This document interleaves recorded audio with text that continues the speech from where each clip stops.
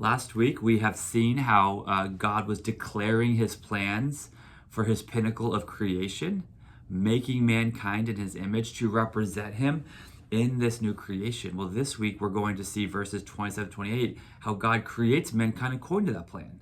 You see, God cannot lie. So what he speaks becomes a reality. And this week, we're seeing what he spoke become a reality. But what we're going to see is that he creates in mankind something more than just physical life. He creates in them a sacred identity. Let's go ahead and read verses 27 and 28. So God created mankind in his own image. He created him in the image of God. He created them male and female. So God blessed them, and God said to them, "Be fruitful, multiply, and fill the earth, and subdue it. Rule the fish of the sea, the birds of the sky, and every creature that crawls on the earth." What we see in these verses first is we see a chiastic or poetic pattern in these verses, kind of like a sandwich where you get bread and then you get the middle. And this chiastic pattern helps us to understand what we are by what God has created us to do.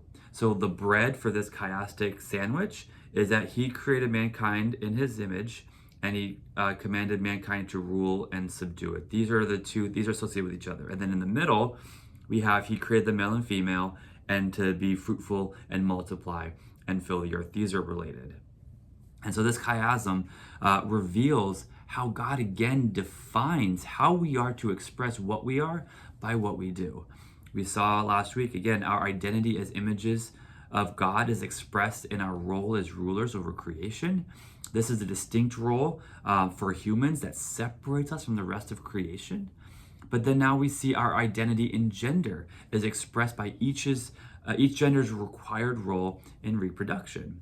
Now, remember, success or failure in our role doesn't lessen or add to our identities. We are what we are, and we have value before we are commanded to express what we are. And you can see that in the verses. But secondly, what we see in this creation of human identity is that God creates a sacredness to it. Now, sacredness refers simply to something that is used to worship God, is connected to God, or is in association with God. We see this often with temples and relics and things like that. So in the scheme of creation in general, we see all life is sacred because it was made by God. It has that association with God. But specifically from our text, we see human beings are sacred because of the image of God that is on us.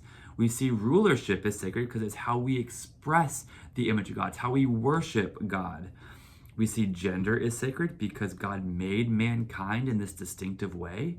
And we see reproduction is sacred because it is how we express this God-designed gender and how we obey the command to reproduce. Sacred things like this and others should be treated with reverence and respect and with care. These sacred things are to be kept as sacred and the distinctions maintained.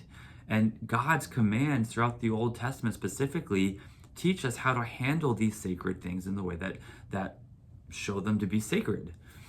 Now, what we have an issue with or a problem with, and specifically in America in a postmodern culture, is that we have desacralized or profaned the sacred. We have blurred the lines of God's distinctive design in mankind and in fact have rejected it.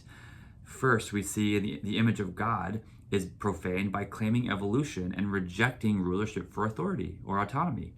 We don't want to be ruled, right? We think ruling is archaic, it's for the weak. We prefer self-governing as the ideal. Humans are considered evolved animals and there's nothing inherently valuable to them. We see, secondly, that the distinctives and sacredness of gender is profaned by claiming that gender is fluid, and that we demonize gender roles and distinctions. You see, gender roles are kind of often viewed as primitive and limiting and demeaning. We see gender is chosen, not given, and it's based on feelings. And the other idea is that gender is limited to and can be altered by changing a physical outward appearance. And these positions are often masked behind the seemingly rational ideology, i.e. lies, that individual freedom means absolute autonomy and gender equality means no gender distinctions. As Christians, we know that's not the case.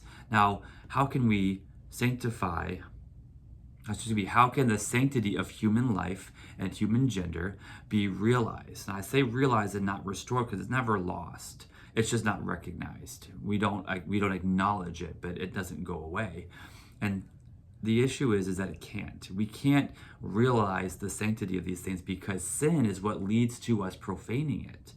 And so the first thing that has to be done in order to realize the sanctity of life and gender is to be restored in Christ. That has to happen first. He has to regenerate us and restore us so that we can now recognize the sanctity of these things.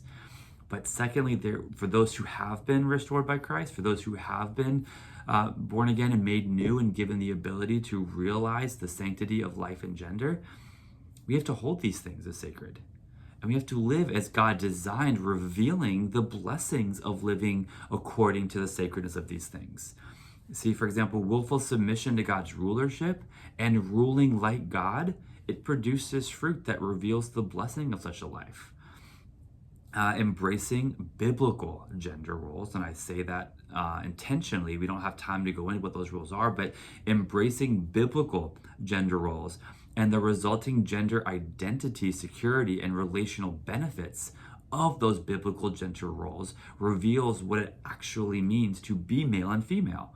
It removes the confusion and chaos surrounding the gender identity confusion that our culture has built.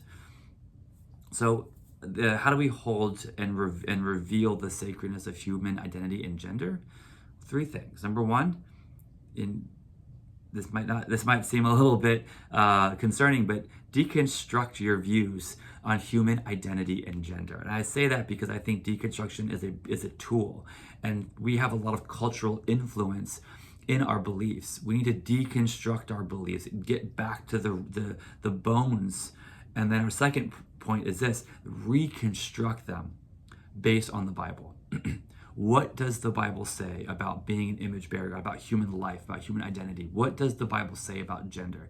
We need to deconstruct our views, remove the cultural influence, and then reconstruct our views in the Bible.